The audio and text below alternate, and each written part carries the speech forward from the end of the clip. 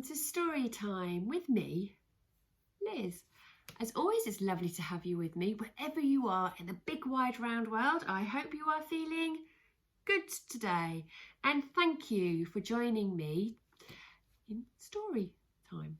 Now today we're going to be reading another book by the author and illustrator John Birmingham, and we've read quite a few of his stories, haven't we, already over the past couple of months. We've read, let me have a think, we've read Oi, Get Off My Train and Come Away from the Water, Shirley, and The Avocado Baby, and today we're going to be reading this classic story. And we can see a gentleman standing on a boat, and he's holding a very long pole, which actually is called an oar, and he's obviously going on a journey somewhere. Have you ever been on a boat trip down the river? Maybe you've been on the Clipper, which goes down the Thames, or maybe you've been on a pedalo in the park somewhere. Well, let's find out what happens in this story and where this gentleman, whose name is Mr. Gumpy, takes his boat. And the title, I almost forgot to say what it was then. The title of the story is Mr. Gumpy's Outing, and it's by John Birmingham. This is Mr. Gumpy. Mr. Gumpy owned a boat and his house was by a river. One day, Mr. Gumpy went out in his boat. "May we come with you?" asked the children.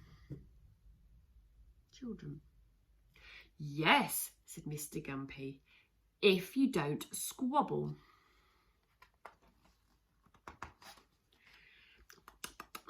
"Can I come along, Mr. Gumpy?" asked the rabbit.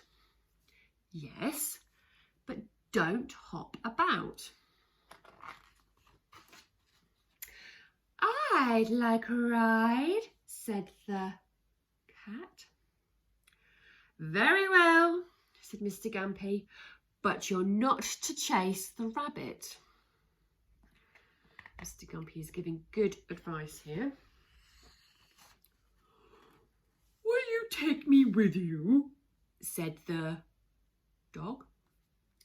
"Yes," said Mr. Gumpy, "but don't tease the cat."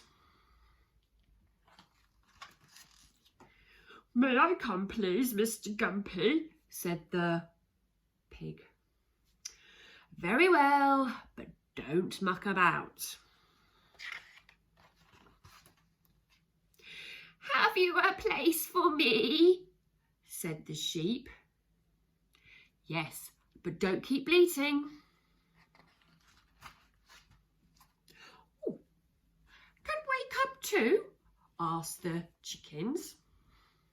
"Yes, but don't flap about," said Mr. Gumpy. "Can you make room for me?" said the calf. "Yes, if you don't trample about."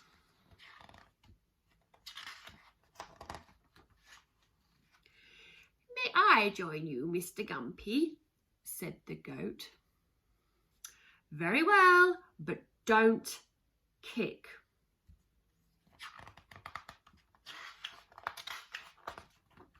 Well, for a little while they all went along happily, but then the goat kicked, the calf trampled, the chickens flapped, the sheep bleated, the pig mucked about, the dog teased the cat chased the rabbit hopped, and the children squabbled, and the boat tipped this way and that way, and oh, splash!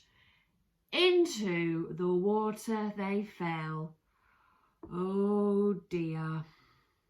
I have a feeling that's not quite what Mr. Gumpy wanted to happen. Then Mr. Gumpy and the goat and the calf and the chickens and the sheep and the pig and the dog and the cat and the rabbit and the children all swam to the bank and climbed out to dry in the hot sun. Oh, we'll walk home across the fields, said Mr. Gumpy. It's time for tea.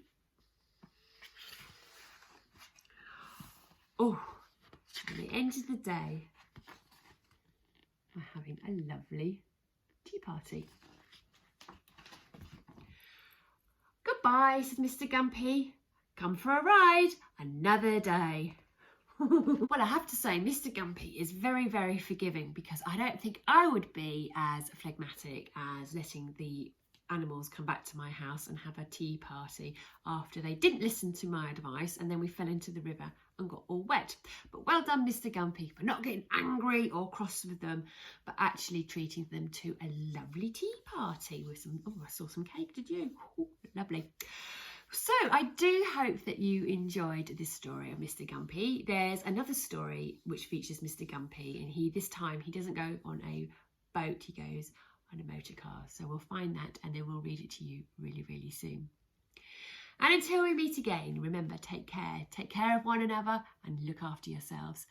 And I almost forgot, oh, very forgetful today, keep smiling. Bye for now, take care.